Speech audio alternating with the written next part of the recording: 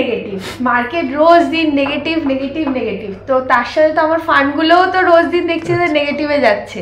Ultimately এই করতে করতে কি ফান্ড ভ্যালু আমার পুরো জিরো হয়ে যাবে, মানে আমার যত যা সেভিংস গিয়ে আমার 60 বছর বয়সে দেখবো সব জিরো হয়ে যাচ্ছে, এরকম কি হওয়ার চান্সেস থাকে?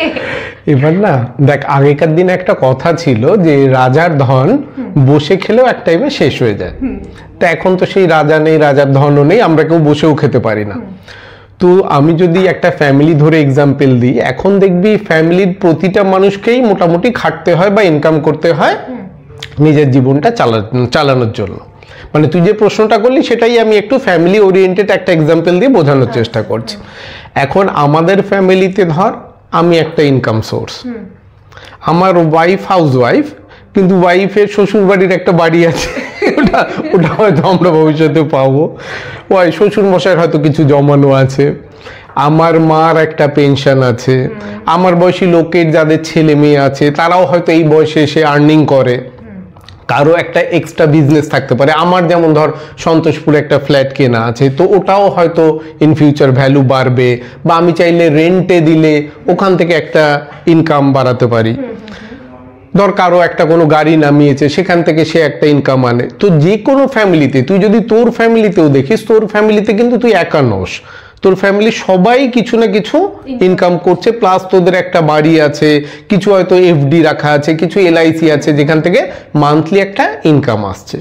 তার মানে তোদের ফ্যামিলি ইনকামটা যদি জিরোয় যেতে হয়, তাহলে প্রতিটা লোকের ইনকাম বন্ধ হতে হবে এবং প্রতিটা সোর্স যেখান থেকে তোদের ইনকাম আসছে সেগুলোও বন্ধ হতে হবে। তো এটা কিন্তু প্র্যাকটিক্যালি সম্ভব নয়। এতগুলো সোর্স হতে পারে, তোর চাকরিতে একটা প্রবলেম হতে পারে, তোর হাজবেন্ডের একটা প্রবলেম হতে পারে, বা হয়তো এফডিতে রেট অফ ইন্টারেস্ট কমে যেতে পারে, কিন্তু সবার সব ইনকাম একবারে বন্ধ হয়ে যাবে এটা কিন্তু কখনোই হবে না। তো সেম ভাবে মিউচুয়াল ফান্ডেও এটা সম্ভব নয়। আমি মিউচুয়াল ফান্ডের ডিটেলসটা এবার তোকে খুলে দেখাচ্ছি যে মিউচুয়াল ফান্ডে কেন ইনকাম জিরো হয়ে যাওয়াটা সম্ভব নয়।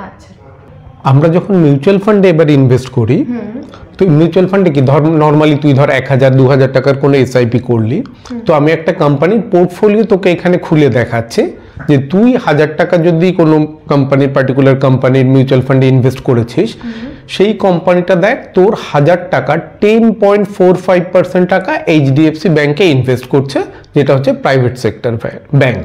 একইভাবে 7% টাকা আইসিআইসিআই ব্যাংকে ইনভেস্ট করছে, 5% টাকা ইনফোসিসে করছে, রিলায়েন্সে করছে, Axis, Bharti Airtel, Tata, Larsen and Toubro, Kotak, ITC, state bank of India, Zomato, Maruti Suzuki, Hindustan Unilever, Ambuja cement, Asian paint. এইভাবে তুই যদি দেখতে থাকিস, তোর টাকাটাকে ওরা কিন্তু 50 থেকে 60টা কোম্পানিতে ডিভাইড করে দিচ্ছে, এবং দেখ বিভিন্ন সেক্টরের কোম্পানিতে ওরা ভাগ করছে। যেমন এসবিআই লাইফটা লাইফের আন্ডারে পড়ছে, বেদান্তা ডাইভার্সিফাইড মেটালের আন্ডারে পড়ছে, অ্যাপোলো হসপিটালটা হসপিটালের আন্ডারে পড়ছে, সান ফার্মা ফার্মার আন্ডারে পড়ছে, জেএসডব্লিউ এনার্জিটা পাওয়ার জেনারেশনের আন্ডারে পড়ছে, জোম্যাটোটা পড়ছে ই রিটেলের আন্ডারে। তো আমি তোকে যেটা একটু আগে বোঝাচ্ছিলাম যে তোর ফ্যামিলির ইনকামটা যেমন চারিদিক থেকে ছড়ানো, এবং চারিদিকের সবার ইনকাম একবারে যেমন বন্ধ হওয়ার নয় একবারে, তো এখানেও কিন্তু তুই মিউচুয়াল ফান্ডে যে টাকাটা ইনভেস্ট করছিস সেটাও তো ইনকাম জেনারেট করছে,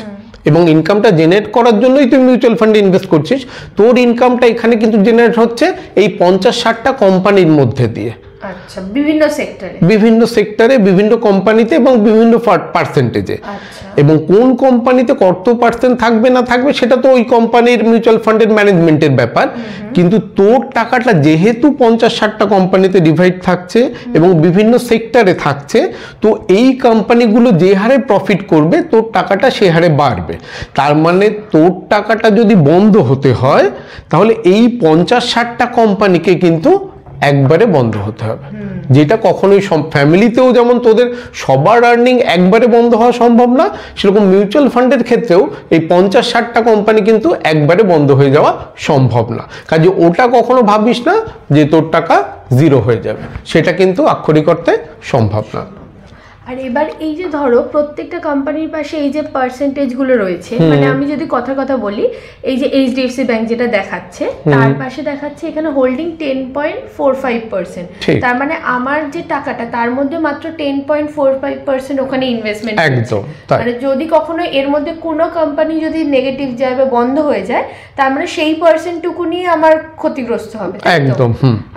আচ্ছা, মানে আমাদের জন্য কোন কোম্পানি ভালো, কোন কোম্পানির ভিতরে কি কি ইন্টারনাল প্রবলেম চলছে, সব ফান্ড ম্যানেজার সেগুলো ডিসাইড করে বাড়াতে কমাতে থাকছে। ওই জন্য ফান্ডের রিস্কটাও কমে যাচ্ছে। একদম তাই, ঠিক। আচ্ছা।